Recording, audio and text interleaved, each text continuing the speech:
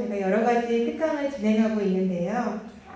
그동안 저희가 코로나19로 잠시 중단을 했다가 입원하신 환자분들께라도 유익한 강연을 제공해 드리는 게 좋을 것 같아서 저희가 지난 4월부터 다시 시작을 하였습니다. 저희 동산센터 박지혜 교수님의 특강을 시작하도록 하겠습니다. 뜨거운 박수 부탁드립니다.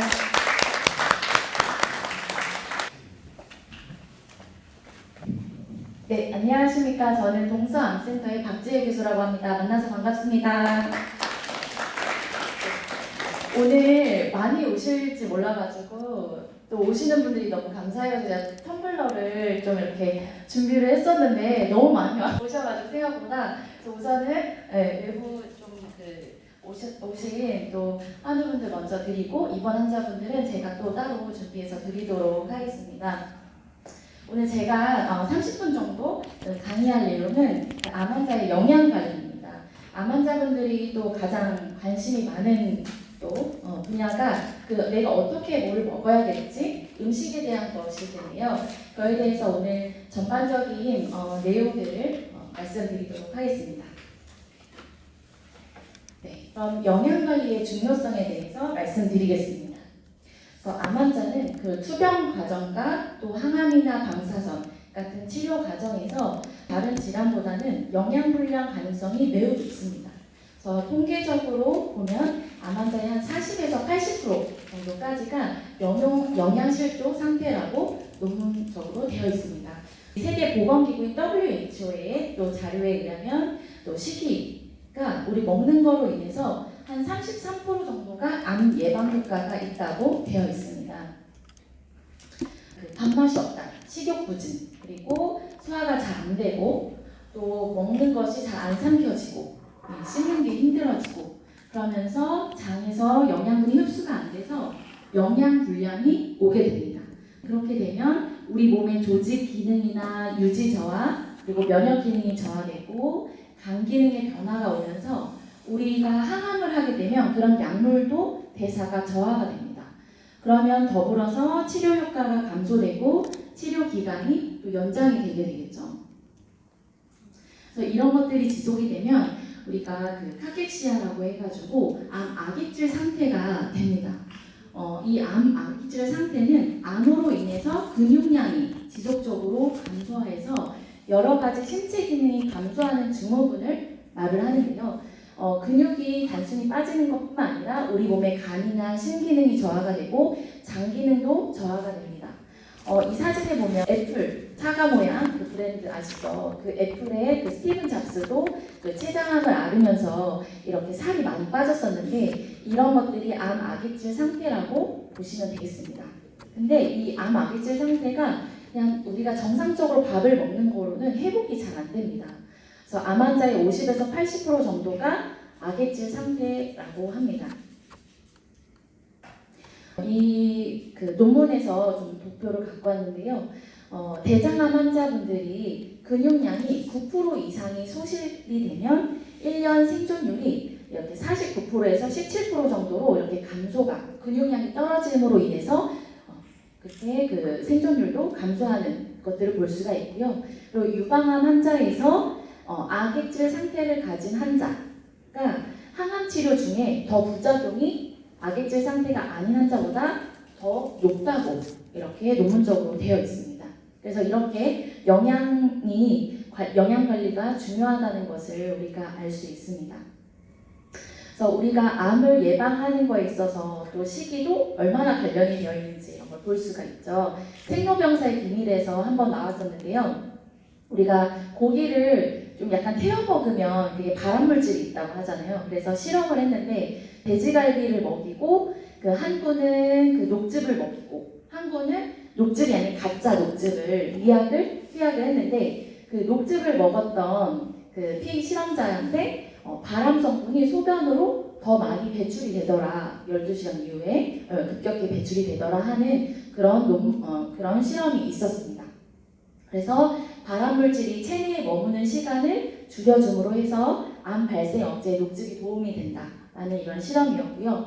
그리고 이렇게 발암물질을 쥐에다가 넣어서 암을 발생을 시켰는데 거기에 마늘 성분을 넣었더니 이렇게 암이 없어진 그런 실험도 있었습니다. 그래서 이런 시기들이 암을 직접적으로 좀 예방하는 게 도움이 된다라고 하는 그런 생명경제 비밀의 프로그램에서도 나왔던 부분이 있습니다. 그리고 이거는 되게 웃긴 그림이죠. 슈퍼사이즈이라고 들어보신 분 있으세요? 이게 그 미국의 다큐멘터리였어요. 미국의 한 소녀들 2명이 내가 이렇게 비만이 된 게 맥도날드에서 그 햄버거를 많이 먹어서 비만이 된 거니까 맥도날드를 상대로 소송을 걸은 거예요. 그래서 그거를 다큐멘터리로 했는데 이 남자가 그 하루 3끼를 햄버거를 먹어서 30일 후에 내 몸이 어떻게 변했는지를 살펴본 다큐멘터리였거든요.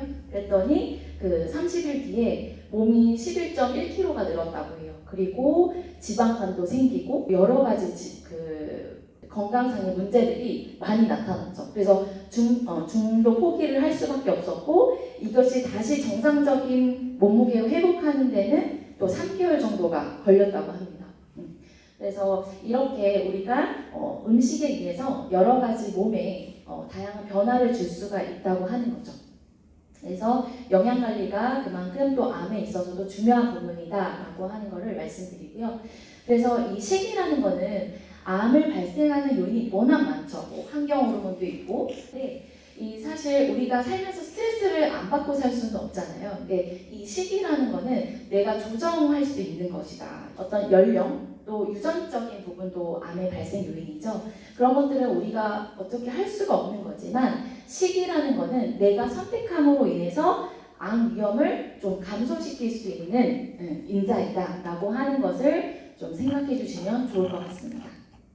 그리고 오늘 암과 산성화에 대해서 다시 또 말씀드리려고 하는데요. 우리 알칼리수 이런 거 들어보셨죠? 알칼리수. 네. 근데 우리 몸은 그 pH 농도가 있어요. 우리 몸의 pH 농도가 7.35에서 7.45 정도가 유지가 됩니다. 네. 그래서 우리 몸은 이 알칼리성이 되어야지 정상적인 생리작용을 합니다. 초등학교나 중고등학교 때 이걸 많이 보셨을 수도 있어요. 근데 우리가 이 7이라고 하는 거는 중성이고 이 높은 숫자로 갈수록 알칼리가 되고 7 아래로 내려갈수록 우리가 산성이 되는 거예요.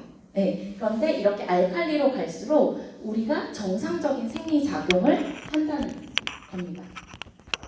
근데 이 암세포에서는 젖산이 뭐냐면 우리가 막 그 헬스나 아니면 운동을 갑자기 했을 때 몸이 막 아프고 그러잖아요.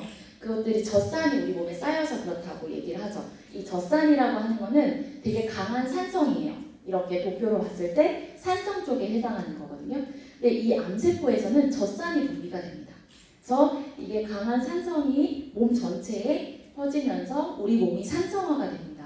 근데 우리 몸이 산성화가 되면 암세포, 유전자의 돌연변이가 일어나면서 암세포가 증식이 활발해지는 몸 상태가 되고 그리고 면역세포는 이 암세포를 잘 찾지 못합니다. 우리 몸이 산성 상태가 되면. 네. 그래서 결과적으로 면역 기능이 떨어지게 되죠. 근데 우리가 그러면 산성에 해당하는 식품이 있고 알칼리성에 해당하는 식품이 있는데 우리가 가장 좋아하고 입에서 땡기고 이런 음식들은 좀 산성에 속해요. 피자, 밀가루, 뭐 맥주, 치즈 뭐 이런 것들은 고기 이런 것들은 산성에 해당하는 거죠. 그리고 알칼리에 해당하는 거는 과일, 채소, 야채 이런 것들입니다. 그래서 우리가 뭐 야채, 과일, 채소 이런 거 많이 먹으라고 하는 것들이 우리 몸의 알칼리성을 만들기 위해서 하는 겁니다. 그래서 그런 해조류라던가 야채, 과일 이런 것들은 알칼리성에 해당하는 식품이기 때문에 이런 것들을 많이 먹으라고 하는 거예요. 그래서 우리가 기억해야 될 것은 우리 몸이 계속 알칼리성이 되도록 최적화되도록 만들어주는 것이 중요하다라고 하는 겁니다. 그래서 우리 몸이 알칼리화가 되기 위해서는 중요한 부분이 이 미네랄인데요. 이 미네랄이 여러 가지가 뭐 셀레늄도 있고 뭐 여러 가지가 있는데 거기서도 또 중요한 것이 칼슘, 마그네슘입니다. 그 중에 칼륨이 많이 들어있는 거는 뭐가 있죠? 토마토, 뭐 바나나, 건포도 이런 것들이 칼륨이 많이 들어있는데 이런 미네랄들이 우리 몸에서 알칼리화 시키기 위해서 중요한 부분입니다.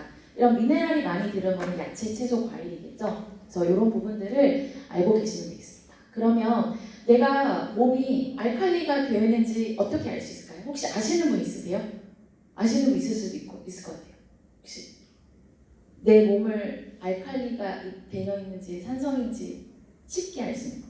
소변 색깔? 비슷해요. 소변으로 보는 겁니다. 맞아요. 그래서 소변에 거품이 많이 나는지 확인하는 거예요. 네, 색깔보다는 거품. 그래서 소변을 봤는데 거품이 많이 난다고 얘기하시는 한우분들이 있으시거든요. 그래서 나 저 당뇨 아니에요라고 하시는데 뭐 여러 가지 검사들도 해봐야겠지만 그런 기질적인 다른 문제가 없다고 하면 이 거품이 많이 나는 거는 내 몸이 지금 산성 상태이기 때문입니다. 소변에 있는 산 성분하고 우리 변기에 있는 물하고 공기가 만나서 거품이 생기는 거거든요. 그래서 이거는 이제 대략적으로 알 수 있는 거지만 그냥 더 정확한 거는 소변의 산성도를 보면 돼요. 우리 건강 검진할 때 소변 이렇게 가면 그 선생님이 이렇게 뭐 이렇게 길다란 같은 게 찍어보지 않아요? 네, 그래서 그렇게 해가지고 산성도를 체크하는 것이 또 더 정확하겠죠. 그거보다 더 중요한 거는 침입니다. 더 정확한 방법은 침인데요. 이 침이 우리가 산성도나 알칼리성을 파악하는 제일 중요한 건데 우리 리트머스 시험지 막 초등학교 때 막 과학 시간에 리트머스 시험지 해가지고 용액에 담가서 이게 산성인지 뭐 파란색으로 변하면 뭐 알칼리고 산성이 막 이런 식으로 기억이 나시는 분이 있을 거예요. 그래서 이 리트머스 시험지를 내 침을 묻혀보면 이게 색깔의 변화에 따라서 내 몸이 지금 알칼리가 되는지 산성이 되는지 가장 파악을 할 수 있습니다. 그래서 이 리트머스 종이는 그 인터넷으로 사실 많이 팔아요. 비용도 비싸지 않고 그래서 이것들 가볍게 내 몸을 평가할 수 있는 방법이 될 수 있어서 또 궁금하신 분들은 또 해보셔도 좋을 것 같습니다. 네. 그래서 그렇기 때문에 우리가 이 몸의 알칼리화를 유지하기 위해서 미국 국립암연구소에서도 90년대부터 여러 가지 식품 음식이 항암 성분이 있는지 해가지고 48종을 발견하고 이렇게 피라미드형으로 발표를 한 적이 있습니다. 위에 보면 마늘, 양배추, 감초, 우리 한약재 많이 쓰는 거죠. 대두는 콩, 생강, 네, 이런 그 비나리 식물, 당근, 샐러리 이런 파 종류 이런 것들이 우리가 항암 효과가 높은 겁니다. 그래서 뭐 다 외우실 필요는 없고 야채나 채소, 과일을 많이 먹으면 좋다라고 하는 부분입니다. 그래서 뭐 타임지라는 잡지에서도 세계 10대 슈퍼푸드에서 다 슈퍼푸드 안에서 막 돼지고기 있나요? 소고기 있나요? 없죠. 이렇게 야채, 과일 이런 것들이 우리 몸에 그 알칼리화를 만들어주는데 도움이 되기 때문에 이렇게 선정이 된 겁니다. 네, 그래서 이런 부분 알려주시면 될 것 같고요. 그럼 이제 식생활을 어떻게 유지를 해야 되느냐에 대해서 좀 말씀드리겠습니다. 식사를 영양이 너무 부족하거나 그런 부분에 있어서 먼저 중요한 것이 내 몸의 적정 체중과 나의 몸에서 필요한 열량을 계산하는 것이 중요합니다. 적정 체중은 내 심장에서 100을 빼서 0.9를 곱하는 겁니다. 그런데 우리가 이 암은 아까 악액질, 소모성 질환이죠. 내가 암 환자 그냥 가만히 있어도 100m 달리기를 하는 것처럼 그런 암에서도 계속 에너지를 쓰기 때문에 소모성 질환입니다. 그래서 조금 더 치료 진행 중에는 암이 내 몸에 있는 상태 그리고 즉 항암 치료나 이런 걸 하는 상태이신 환자분들은 열량을 조금 더 한 200에서 300kcal 정도를 더 덧붙여서 드시는 게 도움이 됩니다. 그래서 먼저 이렇게 영양을 평가하고 어떻게 섭취를 하는 것이가 중요하고 필요하다면 우리가 수액이나 뭐 약물 치료를 해야 됩니다. 그래서 이제 환자분들이 막 항암하고 수술을 할 때 단백질 많이 먹으라고 하잖아요. 병원에서도 많이 잘 먹으라고 할 때 가장 떠오르는 게 단백질이잖아요. 그럼 단백질을 많이 먹을수록 좋을까요? 그럼 단백질을 많이 먹는다고 면역력이 막 올라갈까요? 단백질을 먹었을 때 면역력이 어느 정도 도움이 되지만 단백질을 너무 과하게 먹었을 때는 문제가 발생합니다. 먼저 첫 번째로는 콩팥에 부담이 가요. 이 단백질이 내 몸에 들어가서 분해가 되면 질소화합물이 되는데 그것이 배출되는 기관이 콩팥입니다. 그래서 콩팥에 부담이 많이 가요. 단백질 너무 많이 먹으면. 그래서 신장 기능이 떨어져 있는 환자분들은 이 단백질을 어떤 분들은 정말 아예 제한을 하기도 하고 주의를 해야 됩니다. 예, 그리고 단백질은 항암을 하게 되면 장내에 좋은 세균들도 많이 망가지기 때문에 장 기능이 떨어져 있죠. 그런데 단백질은 소화가 잘 안 돼요. 그러다 보니까 장에 부담이 많이 가죠. 그러다 보면 장에서 안 좋은 세균들이 더 생기게 되고 그것들이 면역 기능을 떨어지게 돼서 환자분들 몸에도 부담이 많이 되겠죠. 네. 그리고 우리가 암 환자분들이 그 포도당이 압이라고 해가지고 탄수화물 많이 안 드시죠. 그런데 탄수화물을 너무 적게 먹고 단백질을 너무 많이 먹게 되면 환자분들이 짜증이 많이 내요. 우리가 탄수화물이 어느 정도 유지가 돼야 몸에서 세로토닌이 만들어져서 뇌를 안정시켜주고 기분을 좋게 하는데 너무 탄수화물을 안 먹고 단백질을 먹다 보면 이 소화를 하는 데는 장에는 부담이 되고 머리에서는 기분을 좀 좋게 해주는 성분이 없다 보니까 환자분들이 짜증이 많이 날 수밖에 없어요. 그래서 적정량의 탄수화물은 또 필요합니다. 그리고 우리 몸에 단백질이 소화가 되지 않고 계속 머물게 되면 케톤이라는 것이 만들어져서 우리의 적정량의 케톤은 도움이 되지만 많이 되면 우리가 말하거나 호흡할 때 구취가 발생이 됩니다. 그래서 특히 간암 환자분들 이런 분들이 좀 말기 환자분들이 갈 때 이제 좀 구취나 이런 것들이 호흡할 때 나타나는 것들이 축적이 돼서 그렇습니다. 그래서 단백질도 적정량을 드시는 게 좋다. 많이 먹을수록 면역이 올라가는 건 아니다라고 하는 것을 아시면 되겠고 그럼 얼마나 먹어야 돼요? 라고 질문할 수 있죠. 적정량. 단백질 섭취는 사실 고기만 먹어야 되는 것이 아니라 식물성 단백질로도 충분하게 도움이 됩니다. 그래서 꼭 돼지고기, 소고기 이렇게로 고기로 육류성으로만 해야지 내 몸에 도움이 되는 건 아니고 우리가 식물성 단백질, 두부나 콩 이런 것들로 에서도 얼마든지 보충이 된다는 것을 염두에 두셨으면 좋겠습니다. 그럼 어느 정도 그 용량으로 먹어야 되냐 했을 때 계란 한 4개에서 한 6개 정도 하루 분량을 드시면 되겠습니다. 그 다음으로 환자분들이 또 궁금해 하시는 것이 바로 밀가루 음식. 밀가루 음식이 환자들한테 안 좋다고 하는데 왜 안 좋은지, 그쵸? 네. 그래서 그 암세포는 포도당을 먹이로 하는 것이 맞습니다. 그래서 암세포는 포도당을 되게 좋아해요. 근데 이 밀가루 음식이 가장 빠르게 우리 몸의 장에서 흡수가 되면서 혈액내로 퍼져서 이 암세포에다가 바로 포도당을 전달을 해줘요. 그래서 암세포에게 가장 좋은 환경을 만들어주게 되는 거죠. 밀가루 음식이. 그래서 이 포도당밖에 에너지를 암세포는 쓰지 못하기 때문에 밀가루 음식은 그 포도당을 제공하는 가장 좋은 음식이 됩니다. 이게 첫 번째 이유이고요. 두 번째 이유는 밀가루 속에는 글루텐이라는 단백질이 있어요. 근데 우리가 밀가루 음식 먹고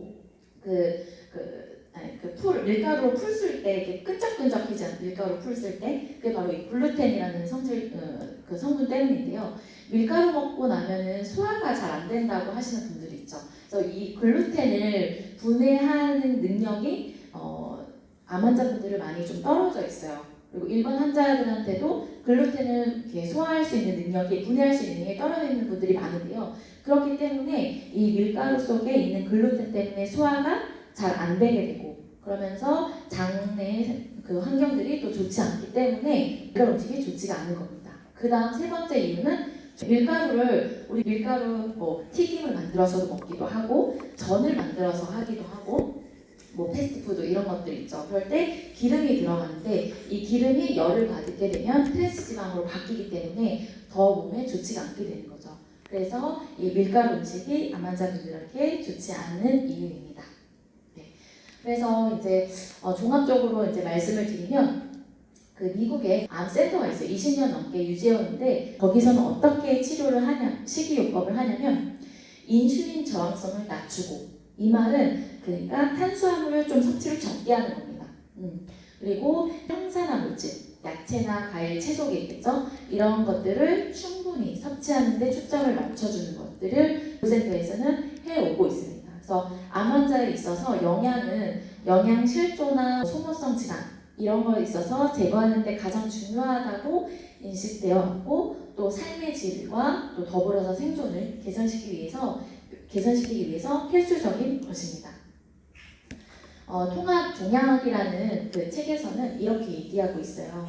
그래서 종합적인 영양 치료가 이루어지지 않는다면 단일적으로 비타민, 미네랄, 항산화 물질을 먹는다고 해서 암을 예방하거나 진행을 억제시키는데 충분하게 효과를 발휘하지 못한다. 그래서 골고루 음식을 사실 먹어야지 뭐 야채나 과일이나 채소만 먹는다고 해서 암이 예방이 되는 건 아닙니다. 우리 몸에서 탄수화물도 필요하고 단백질도 필요하고 지방도 필요합니다. 하지만 그 비율이 중요하겠죠. 그리고 암을 일으키는 어떤 몸의 염증을 조절하기 위해서는 그 지방도 중요한데 동물성 지방, 뭐 고기 같은 그리고 오메가3 이런 지방의 섭취를 좀 줄여야 되고 오메가3 지방산은 더 많아져야죠. 그 오메가3 지방산이 많은 게 들기름이 그래서 좋습니다. 그래서 뭐 오메가3를 굳이 약으로 드시지 않아도 우리가 들기름을 냉합창한 것을 드시면 오메가3를 충분히 섭취하실 수가 있습니다. 그 다음에 인슐린 수치를 조절하기 위해서 탄수화물은 아까 탄수화물, 포도당이 암의 먹이라고 했죠. 그래서 통곡 제품, 야채, 과일로부터 나온 것으로 인슐린을 채우고 정제된 곡분, 밀가루, 하얀 밀가루, 첨가된 당류 이런 거는 섭취하지 말아야 된다. 그리고 식물성 단백질, 계란, 흰자, 생선 이런 것들은 암 환자한테 매우 안전한 단백질 공급원이다. 그리고 콩 음식, 콩을 많이 먹으면 유방암 환자분들한테 안 좋다 이런 얘기가 있는데 이 부분은 뭐 다음에 기회가 되면 하고 그렇지 않습니다. 그래서 콩 음식도 유방암 환자도 물론이고 고기 대신에 콩 음식으로 단백질을 보충하는 것은 도움이 더 많이 됩니다. 그래서 이 한방에서도 옛날부터 그 음식을 되게 중요시했어요. 무릇 병을 치료하고자 하거든 먼저 음식으로 치료하고 음식 치료를 낫지 않거든 그 후에 약을 써야 한다고 되어 있습니다. 그래서 한의학적으로도 식사를 매우 중요시하게 생각을 했습니다. 한의학적으로 환자분들한테 저희가 식사를 좀 그 티칭을 할 때 이 환자분의 실증과 허증을 구별을 합니다. 실증이라고 하면 떠오르는 이미지가 약간 튼튼하고 그런 거죠. 허한 거면 허한 거, 그렇죠? 약하고. 그래서 환자가 너무 체력이 떨어져 있을 때에는 오히려 조금 더 열량이 높은 음식들을 좀 더 섭취할 수 있도록 티칭을 하고 환자의 체력이 조금 더 있는 여유가 있는 환자분들은 좀 더 어떤 그 야채나 과일 이런 것들을 통해서 음식을 조금 조절하실 수 있도록 그렇게 그 티칭을 합니다. 그래서 저희는 시기는 어떤 치료의 보조적인 요법 상황에 따라 좀 달리해야 된다고 생각을 하고 우리가 어떤 치료는 약물로 하고 시기는 좀 보조적으로 하는 것으로 그 말씀을 드리고 있습니다. 마지막으로 오늘 치료 부작용에 따른 식생활에 대해서 간략하게 또 말씀드리겠습니다. 환자분들 중에서는 대부분 다 항암 방사선 같은 현대의학적 치료를 많이 하시죠. 그래서 수술 후에 식이요법에 대해서 먼저 말씀드리면 수술을 하고 나서 급성기에는 우리의 몸 기와 혈이 모두 부족해져 있는 상태예요. 네. 아무리 건강한 사람도 수술하고 나면 우리 몸에 기도 떨어지고 기운도 떨어지고 혈도 부족한 상황인데요. 이럴 때는 기혈을 모두 보충해주는 시기를 해야 됩니다. 그래서 기혈을 모두 보충해주는 시기로 좀 소화가 잘 되는 그런 음식을 위주로 먹어야 되고 또 동물성 단백질을 어느 정도는 드시도록 해야 됩니다. 거기에 더불어서 이제 저희는 좀 인삼이나 황기, 숙장 이런 약들이 기혈을 보충해주는 한약재인데 이런 것들 병용하시면 좀 더 회복이 용이합니다. 그리고 수술 부위에 상처가 있고 좀 염증이 아직 남아있고 수술하고 나서 어혈이 있을 경우에는 도움이 되는 것들이 국화차, 도라지차, 민들레 이런 것들입니다. 네, 그리고 한의학에서는 저희가 당귀라는 약재가 어혈을 제거하는데 또 중요한 약재라고 봐서 이런 약재들을 저희가 활용을 해서 그 수술 부위 상처 회복이나 어혈 제거하고 있습니다. 그래서 제가 학교 다닐 때도 그 성형수술 방학 때 많이 하잖아요. 근데 하고 나서 많이들 황기를 달여서 먹었어요. 황기가 그 상처 회복에 되게 도움이 되거든요. 그래서 이 황기라는 약재, 한약재를 먹기 좀 환자분들이 많이 부담스러워 하시는데 혈액 검사에서 특별하게 어떤 문제가 없거나 하시면 이런 한약재를 같이 병용을 하시는 게 수술 후에 더 염증을 제거하거나 하는데 도움이 많이 됩니다. 그 다음에 우리가 항암하실 때 면역력이 떨어졌을 때 육류나 생선, 해물은 완전히 익혀 드셔야 된다. 이거는 뭐 양방병에서도 많이 티칭 받으시죠? 근데 얼만큼 익혀야 드셔야 되냐? 85도 이상 끓여야 됩니다. 1분 이상. 그리고 젓갈은 이게 오래 발효해서 괜찮다고 생각하실 수 있는데 젓갈도 주의를 하시는 게 좋습니다. 그리고 채소나 과일도 좀 잘 씻고 씻어서 드시는 게 도움이 되고 음식은 덜어서 어쨌든 이렇게 하는 것들이 그런 감염의 위험이 높기 때문에 면역력이 떨어져 있을 때는 익혀서 이렇게 써놓은 거고요. 그 다음에 울렁거리고 또 구토하고 이런 것들이 많으시죠. 이럴 때는 음식의 온도의 변화를 주는 것이 좋습니다. 그래서 우리가 막 끈적끈적하고 이런 거 안 먹고 싶잖아요. 오신구토 있을 때는 그렇죠? 그럴 때는 바삭바삭한 오히려 좀 누룽지나 크래커나 오히려 건빵 이렇게 조금 더 바삭바삭한 음식들이 오신구토 있을 때는 도움이 돼서 이럴 때 드셔도 괜찮습니다. 그리고 이런 시원한 동치미 같은 이런 것들이 좀 더 이런 오신구토를 완화하는 데 도움이 되고요. 그리고 식사할 때 수분을 너무 많이 먹게 되면 오히려 오심을 더 유발할 수 있기 때문에 수분 섭취는 제한을 하고 삼시세끼를 꼭 그 시간에 맞춰서 드시지 마시고 소량씩 조금 자주 드시는 게 도움이 됩니다. 그리고 입안을 항상 개운하게 그래서 박하나 생강편, 식혜도 많이 드시더라고요. 식혜 좀 이렇게 차갑게 해가지고 해서도 많이 드시고 생강편 같은 것도 우리 많이 해서 생강편 입에 좀 물고 있고 하는 것도 오신구토에 도움이 됩니다. 그래서 많이 활용해. 그 다음에 입안이 헐어서 구강 통증이 있으신 분들이 있어요. 그런 분들은 당연히 좀 순하고 양념도 좀 적절하게 하셔야 되고 음식을 좀 부드럽게 해서 드시는 것이 도움이 됩니다. 특히 뭐 두유 같은 것들은 오히려 좀 단백질도 보충할 수 있으니까 도움이 되실 것 같고요. 그 다음에 식욕이 없는 경우에 이럴 때는 너무 과하게 자꾸 억지로 먹기보다는 내가 그냥 원하는 시간에 좀 자주 먹을 수 있도록 하시는 게 좋고 좀 상큼한 우리가 약간 상큼한 생각을 하면 레몬 생각하면 침이 고이듯이 상큼한 식재료나 향신료 같은 것들을 사용하시면 도움이 됩니다. 그 다음에 설사가 있으신 분들은 수분 섭취는 조금씩 자주 드시고 그다음에 이온 음료 같은 것도 도움이 됩니다. 네, 그리고 식사 중에 물을 너무 섭취를 많이 하게 되면 설사에 도움이 안 되니까 그렇게 설사할 때는 수분 섭취를 좀 제한을 하시고 그다음에 기름진 음식이나 또 단순하게 너무 단 음료, 과일 음료 같이 그런 것들은 좀 줄이시는 게 도움이 됩니다. 네, 그 다음으로 방사선 하실 때 방사선은 우리가 열입니다. 열하기. 그래서 방사선 할 때 피부가 뭐 화끈거리고 그리고 그런 피부 색이 변하고 심하신 경우에는 피부가 벗겨지고 화상을 입으시는 경우가 많은데요. 이 방사선 열이고 하기입니다. 그래서 이 방사선을 폐 쪽으로, 이 기관지 쪽으로 받으신 환자분들이 있는데 안에 식도염이 많이 생기세요. 그래서 뭐를 삼키지를 잘 못하시는데 그럴 때는 좀 차가운 그 아이스크림, 우리 콘 아이스크림 같은 것도 드셔도 괜찮습니다. 그래서 그런 것들 그리고 조금 그 열기를 가라앉혀 줄 수 있는 이런 푸른 채소나 이런 성질이 좀 차고 염증을 가라앉힐 수 있는 음식을 드시는 게 도움이 됩니다. 근데 이제 장기적으로 봤을 때는 좀 더 이제 기를 보충해 줄 수 있고 혈액을 보충해 줄 수 있는 쪽으로 뭐 단백질을 좀 더 섭취해 준다거나 하는 것이 좋고 먼저 방사선을 하고 계시는 환자분들 같은 경우에는 그런 푸른 채소라던가 열기를 좀 가라앉힐 수 있는 그런 음식들을 드시는 게 도움이 되겠습니다. 그래서 이제 마지막으로 암의 전이 재발 예방을 하기 위해서는 한방에서 우리 음양외 많이 들어보셨죠? 그래서 여러 가지 색깔을, 오색을 골고루 섭취하는 게 좋습니다. 그래서 뭐 책으로도 많이 나온 걸로 알고 있는데요. 그래서 골고루 먹는 것이 좋습니다. 그래서 잎이나 뭐 열매, 줄기, 뿌리, 껍질에서 좀 더 그 야채나 채소나 과일의 비중을 늘리고 탄수화물은 좀 더 줄이고 단백질은 식물성으로 좀 더 섭취해 주시는 것이 암의 전이 재발 방지 예방에 도움이 됩니다. 그리고 소화 기능이 가장 중요한 부분이라서 이 비위 기능이 소화가 잘 안 되고 하시는 분들은 이 소화 기능을 좀 더 고친 다음에 이런 음식들을 골고루 먹는 것이 도움이 됩니다.